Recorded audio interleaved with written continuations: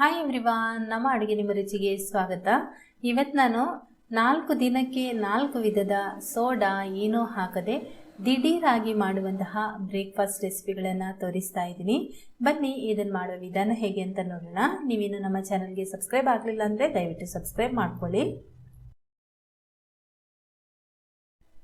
ಮೊದಲಿಗೆ ಗೋಧಿ ಹಿಟ್ಟು ಮತ್ತು ರವೆಯನ್ನು ಬಳಸಿಕೊಂಡು ಒಂದು ಕ್ರಿಸ್ಪಿಯಾದ ದೋಸೆ. ಇದಕ್ಕೆ 1 ಕಪ್ನಷ್ಟು ನಾನು ಗೋಧಿ ಹಿಟ್ಟನ್ನು ತಗೊಂಡಿದ್ದೇನೆ. ಹಾಗೆಯೇ ಅದೇ ಕಪ್ನಲ್ಲಿ ಅರ್ಧ ಕಪ್ನಷ್ಟು ರವೆಯನ್ನು ತಗೊಂಡಿದ್ದೇನೆ. ಈ ರವೆ ನಾವು ಉಪ್ಪಿಟ್ಟು ಮಾಡುವಂತಹ ಮೀಡಿಯಂ ರವೆ. ಈಗ ಇದನ್ನು ಬೌಲಿಗೆ ಹಾಕೊಳ್ತಾ ಇದ್ದೀನಿ, ಗೋಧಿ ಹಿಟ್ಟು ಮತ್ತು ರವೆಯನ್ನು ಕೂಡ. ಇದರ ಜೊತೆಗೆ ರುಚಿಗೆ ತಕ್ಕಷ್ಟು ಉಪ್ಪು ಹಾಕೊಳ್ತಾ ಇದ್ದೀನಿ. ನಂತರ ಇದಕ್ಕೆ ಗೋಧಿ ಹಿಟ್ಟು 1 ಕಪ್ಪು, ರವೆ ಅರ್ಧ ಕಪ್ ಆದರೆ 1.5 ಕಪ್ ಆಯಿತು. 1.5 ಕಪ್ನಷ್ಟೇ ನಾನು ನೀರನ್ನು ಹಾಕ್ತಾ ಇದ್ದೀನಿ.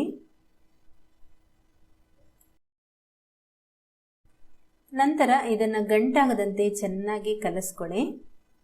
ಈ ದೋಸೆ ತುಂಬ ರುಚಿಯಾಗಿ ಬರುತ್ತೆ, ತುಂಬ ಕ್ರಿಸ್ಪಿಯಾಗಿ ಕೂಡ ಬರುತ್ತೆ. ನೀವು ಟ್ರೈ ಮಾಡಲಿಲ್ಲ ಅಂದರೆ ಖಂಡಿತ ಒಂದ್ಸರ್ತಿ ಈ ರೀತಿ ಟ್ರೈ ಮಾಡಿ ನೋಡಿ. ಸ್ವಲ್ಪನೂ ಗಂಟಾಗಬಾರ್ದು, ಚೆನ್ನಾಗಿ ಈ ರೀತಿ ಕಲಸ್ಕೊಳ್ಬೇಕು. ಇನ್ನೊಂದು 2 ಸ್ಪೂನ್ನಷ್ಟು ನೀರು ಹಾಕಿಬಿಟ್ಟು ಈ ಹದಕ್ಕೆ ಇದನ್ನು ಮಾಡ್ಕೊಂಡಿದ್ದೀನಿ. ಇದನ್ನು ಸ್ವಲ್ಪ ಹೊತ್ತು ನೆನೆಯಲಿಕ್ಕೆ ಬಿಡಬೇಕು, ಯಾಕೆಂದರೆ ರವೆ ಹಾಕಿರೋದ್ರಿಂದ ಸ್ವಲ್ಪ ಅದು ನೆನೆಯಬೇಕಾಗುತ್ತೆ. 10 ನಿಮಿಷ ಇದನ್ನು ನೆನೆಯಲಿಕ್ಕೆ ಬಿಡ್ತಾ ಇದ್ದೀನಿ.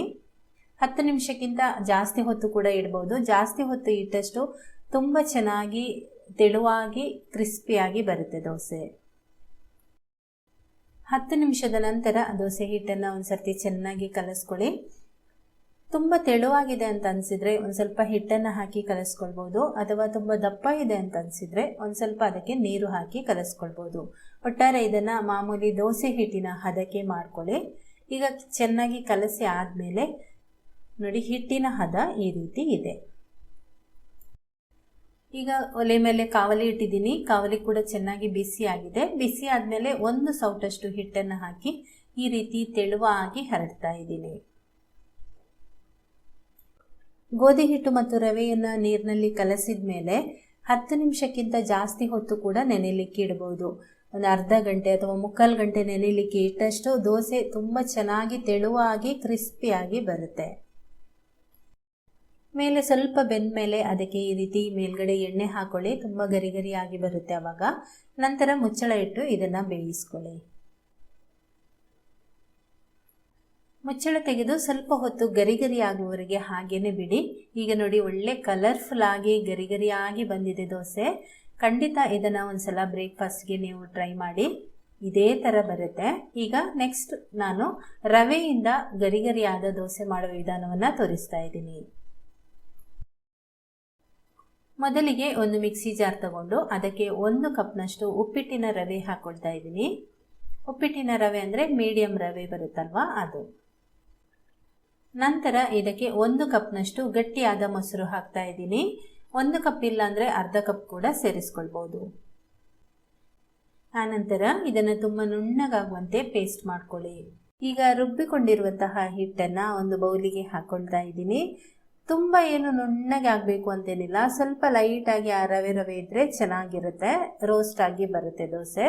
ಈಗ ಇದಕ್ಕೆ ನಾನು 1 ಸ್ಪೂನ್ನಷ್ಟು ಅಕ್ಕಿ ಹಿಟ್ಟನ್ನು ಹಾಕೊಳ್ತಾ ಇದ್ದೀನಿ.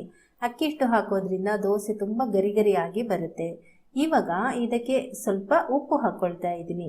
ರುಚಿಗೆ ತಕ್ಕಷ್ಟು ಉಪ್ಪನ್ನು ಸೇರಿಸ್ಕೊಂಡು ಚೆನ್ನಾಗಿ ಈಗ ಇದನ್ನು ಮಿಕ್ಸ್ ಮಾಡ್ಕೊಳ್ಳಿ.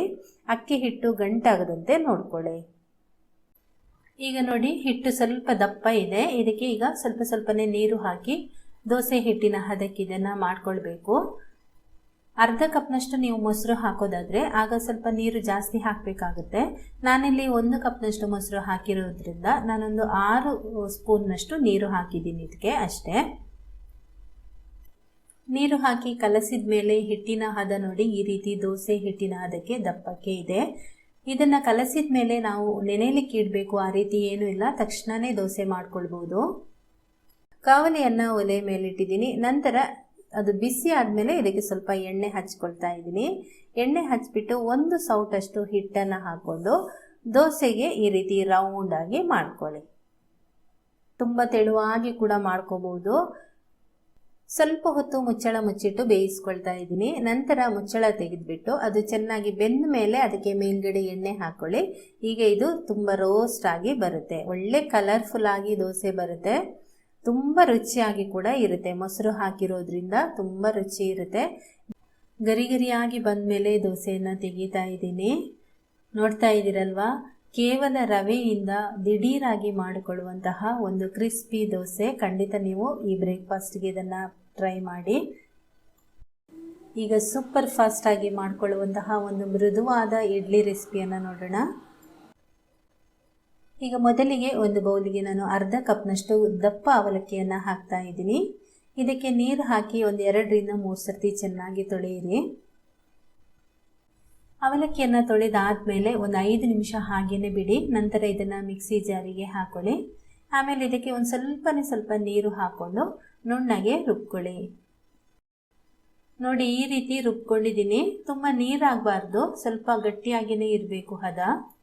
ನೀರು ಸೇರಿಸುವಾಗ ಸ್ವಲ್ಪನೇ ಸೇರಿಸ್ಕೊಂಡ್ರೆ ಈ ರೀತಿ ಗಟ್ಟಿಯಾಗಿ ರುಬ್ಬಿ ರೆಡಿ ಆಗುತ್ತೆ. ನಂತರ ಇದಕ್ಕೆ ಅರ್ಧ ಕಪ್ನಷ್ಟು ನಾನು ಇಡ್ಲಿ ರವೆಯನ್ನು ಹಾಕ್ತಾ ಇದ್ದೀನಿ. 1/4 ಕಪ್ನಷ್ಟು ಅಕ್ಕಿ ಹಿಟ್ಟನ್ನು ಹಾಕ್ಕೊಳ್ತಾ ಇದ್ದೀನಿ. ನಂತರ ರುಚಿಗೆ ತಕ್ಕಷ್ಟು ಉಪ್ಪನ್ನು ಸೇರಿಸ್ಕೊಂಡು 1 ಕಪ್ನಷ್ಟು ಗಟ್ಟಿಯಾದ ಮೊಸರು ಹಾಕ್ಕೊಳ್ತಾ ಇದ್ದೀನಿ. ಇದೆಲ್ಲ ಹಾಕಿದ ಮೇಲೆ ಚೆನ್ನಾಗಿ ಕಲಸ್ಕೊಳ್ಳಿ. ಈ ರೀತಿ ಕೈಯಲ್ಲೇ ಕಲಸೋದ್ರಿಂದ ಸ್ವಲ್ಪನೂ ಗಂಟಾಗೋದಿಲ್ಲ, ಚೆನ್ನಾಗಿ ಬರುತ್ತೆ. ಈಗ ನೋಡಿ, ಎಲ್ಲ ಕಲಸಿ ಆದಮೇಲೆ ಹಿಟ್ಟು ಸ್ವಲ್ಪ ದಪ್ಪ ಇದೆ ಅಂತ ಅನ್ನಿಸ್ತಾ ಇದೆ. ಈಗ ಇದಕ್ಕೆ ನಾನು ಸ್ವಲ್ಪ ಮೊಸರು ಅಥವಾ ನೀರು ಹಾಕೋಬಹುದು. ನಾನಿಲ್ಲಿ 1/4 ಕಪ್ನಷ್ಟು ಮೊಸರು ಹಾಕ್ಕೊಳ್ತಾ ಇದ್ದೀನಿ. ಮೊಸರು ಇಲ್ಲ ಅಂದರೆ ನೀವು ನೀರು ಕೂಡ ಹಾಕೋಬಹುದು. ಎಲ್ಲ ಕಲಸಿ ಆದಮೇಲೆ ಕೊನೆಯದಾಗಿ ಇದಕ್ಕೆ 1/4 ಟೀ ಚಮಚದಷ್ಟು ಅಡುಗೆ ಸೋಡವನ್ನು 1 ಸ್ಪೂನ್ ನೀರಿನಲ್ಲಿ ಕಲಸಿಬಿಟ್ಟು ಹಾಕ್ತಾ ಇದ್ದೀನಿ. ಅಡುಗೆ ಸೋಡಾ ನಿಮಗೆ ಹಾಕೋದು ಇಷ್ಟ ಇಲ್ಲ ಅಂತಿದ್ರೆ ಆಗ ನಾವು ಇದನ್ನು ಸ್ವಲ್ಪ ಹೊತ್ತು ಹಾಗೇನೆ ಫರ್ಮೆಂಟ್ ಆಗಲಿಕ್ಕೆ ಒಂದು ಅರ್ಧ ಗಂಟೆ ಅಥವಾ 1 ಗಂಟೆ ಹಾಗೇನೆ ಬಿಟ್ಟು ನಂತರ ನಾವು ಇಡ್ಲಿಯನ್ನು ಮಾಡ್ಕೊಳ್ಬೋದು, ತುಂಬ ಚೆನ್ನಾಗಿ ಬರುತ್ತೆ. ಕೊನೆಯದಾಗಿ ಹಿಟ್ಟು ತುಂಬ ಗಟ್ಟಿ ಇರೋದ್ರಿಂದ ಒಂದು ಸ್ವಲ್ಪ ನೀರು ಹಾಕಿ ಚೆನ್ನಾಗಿ ಇದನ್ನು ಕಲಸ್ಕೊಳ್ತಾ ಇದ್ದೀನಿ.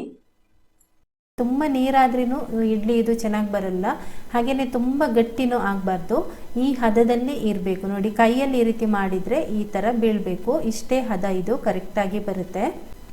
ಈಗ ನಾನು ಇಡ್ಲಿ ತಟ್ಟೆಗಳಿಗೆ ಸ್ವಲ್ಪ ಎಣ್ಣೆ ಸವರಿ ಇಟ್ಟಿದ್ದೇನೆ. ಅದಕ್ಕೆ ನಾನು ಸಣ್ಣ ಸೌಟಲ್ಲಿ ಇಷ್ಟಿಷ್ಟೇ ನಾನು ಹಾಕ್ಕೊಳ್ತಾ ಇದ್ದೀನಿ, ನೋಡ್ಬೋದು ನೀವು.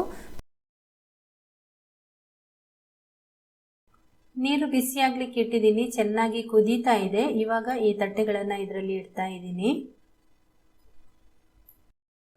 ನಂತರ ಇದನ್ನು 10 ನಿಮಿಷ ಹೈ ಫ್ಲೇಮ್ನಲ್ಲಿ ಬೇಯಿಸ್ಕೊಳ್ತಾ ಇದ್ದೀನಿ. 10 ನಿಮಿಷ ಆದಮೇಲೆ ಇಡ್ಲಿಯನ್ನು ತೆಗೆದು ತೋರಿಸ್ತಾ ಇದ್ದೀನಿ. ತುಂಬಾ ಸೂಪರ್ ಆಗಿ ಬಂದಿದೆ. ನೀವು ಇಲ್ಲಿ ನೋಡ್ಬೋದು, ಇಡ್ಲಿ ಹಿಟ್ಟು ನಾವು ಸ್ವಲ್ಪನೇ ಹಾಕಿದ್ದು, ಆದರೆ ಅದು ಡಬಲ್ ಆಗಿ ತಟ್ಟೆಯಲ್ಲಿ ನೋಡಿದಾಗ ನಿಮಗೆ ಅದು ಗಟ್ಟಿ ಇದೆ ಅಂತ ಅನಿಸುತ್ತೆ, ಆದರೆ ಇಡ್ಲಿ ನೋಡಿ ಎಷ್ಟು ಸಾಫ್ಟ್ ಆಗಿ ಬಂದಿದೆ, ಹಾಗೆಯೇ ತುಂಬಾ ರುಚಿಯಾಗಿರುತ್ತೆ. ಖಂಡಿತ ಈ ಬ್ರೇಕ್ಫಾಸ್ಟ್ಗೆ ಇದನ್ನು ಒಂದು ಟ್ರೈ ಮಾಡಿ ನೋಡಿ. ಈಗ ನೆಕ್ಸ್ಟ್ ನಾವು ಅಕ್ಕಿ ರೊಟ್ಟಿ ಮಾಡುವ ವಿಧಾನವನ್ನು ನೋಡೋಣ. ಅದು ಕೂಡ ತುಂಬಾ ಸಿಂಪಲ್ ಆಗಿ ಪೂರಿ ಥರ ಉಬ್ಬಿ ಬರುತ್ತೆ, ದಿಢೀರಾಗಿ ಮಾಡ್ಕೊಳ್ಳುವಂತಹ ಸಾಫ್ಟ್ ಆಗಿರುವಂತಹ ಅಕ್ಕಿ ರೊಟ್ಟಿ ಇದು. ಈಗ ಸಣ್ಣ ಮಿಕ್ಸಿ ಜಾರಿಗೆ 1 ಕಪ್ನಷ್ಟು ಅವಲಕ್ಕಿಯನ್ನು ಸೇರಿಸ್ಕೊಳ್ಳಿ.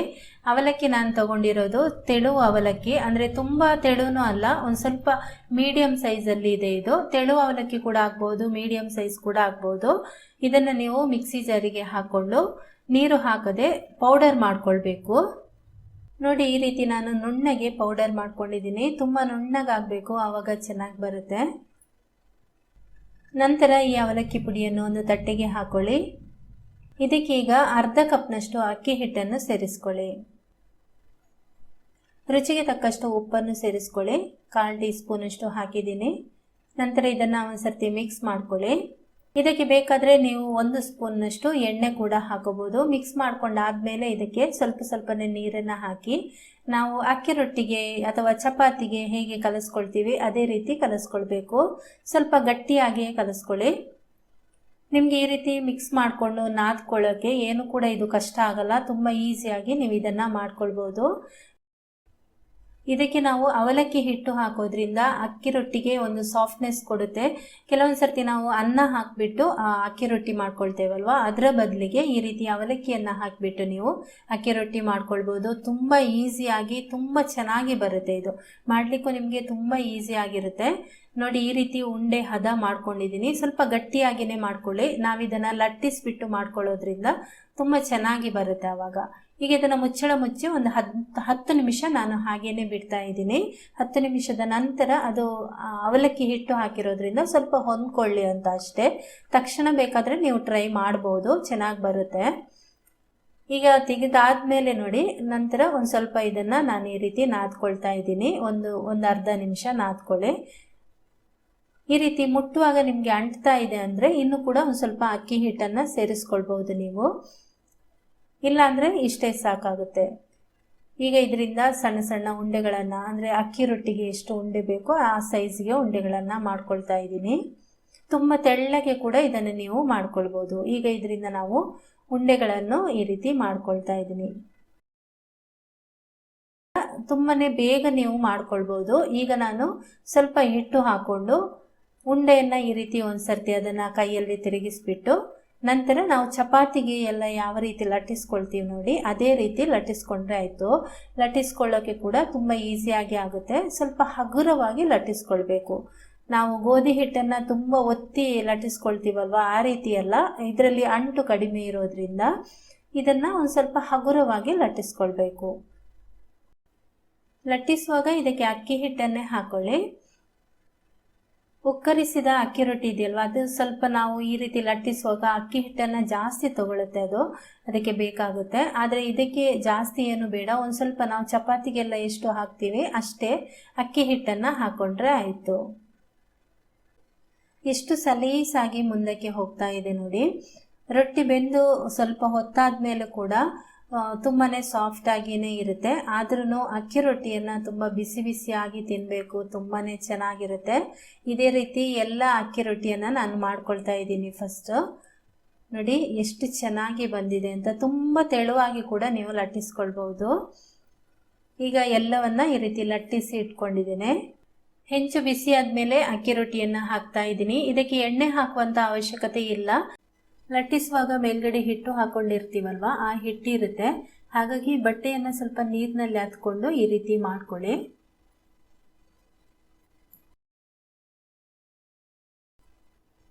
ಈಗ ಎರಡೂ ಕಡೆ ತಿರುಗಿಸಿ ಹಾಕ್ತಾ ಇದನ್ನು ಬೇಯಿಸ್ಕೊಳ್ಳಿ. ಎರಡೂ ಕಡೆ ಕೂಡ ಹಿಟ್ಟಿದ್ರೆ ಈ ರೀತಿ ನೀರಿನಲ್ಲಿ ಬಟ್ಟೆಯನ್ನು ಹಾಕ್ಕೊಂಡು ಸ್ವಲ್ಪ ಈ ರೀತಿ ಮಾಡ್ಕೊಳ್ಳಿ. ಹಿಟ್ಟೆಲ್ಲ ಹೋಗಬೇಕು, ಇಲ್ಲಾಂದ್ರೆ ಆ ಹಿಟ್ಟೆಲ್ಲ ಅಲ್ಲಲ್ಲಿ ಕಪ್ಪು ಕಪ್ಪಾಗಿ ಆಗುತ್ತೆ. ನೋಡಿ ಎಷ್ಟು ಚೆನ್ನಾಗಿ ಉಬ್ಬಿ ಬರ್ತಾ ಇದೆ ರೊಟ್ಟಿ. ತುಂಬಾ ಚೆನ್ನಾಗಿ ಬರುತ್ತೆ. ಹಾಗೆಯೇ ತುಂಬ ದಿಢೀರಾಗಿ ಮಾಡ್ಕೊಳ್ಳುವಂತಹ ಒಂದು ರೆಸಿಪಿ ಇದು. ಅಕ್ಕಿ ರೊಟ್ಟಿ ಅಂದರೆ ತುಂಬ ಜಾಸ್ತಿ ಟೈಮ್ ತಗೊಳ್ಳೋದಿಲ್ಲ, ತುಂಬ ಬೇಗ ಆಗುತ್ತೆ. ಖಂಡಿತ ಈ ಸಲ ಬ್ರೇಕ್ಫಾಸ್ಟಲ್ಲಿ ಇದನ್ನು ಕೂಡ ಒಂದ್ಸರ್ತಿ ನೀವು ಟ್ರೈ ಮಾಡಿ ನೋಡಿ. ನೋಡಿದ್ರಲ್ಲ, 4 ರೀತಿಯ ಬ್ರೇಕ್ಫಾಸ್ಟ್ ರೆಸಿಪಿಗಳು, ಅದು ಕೂಡ ದಿಢೀರಾಗಿ ಮಾಡ್ಕೊಳ್ಳುವಂಥದ್ದು. 4 ದಿನಕ್ಕಂತೂ ನಿಮಗೆ ಈ ಬ್ರೇಕ್ಫಾಸ್ಟನ್ನು ಖಂಡಿತ ಟ್ರೈ ಮಾಡ್ಬೋದು.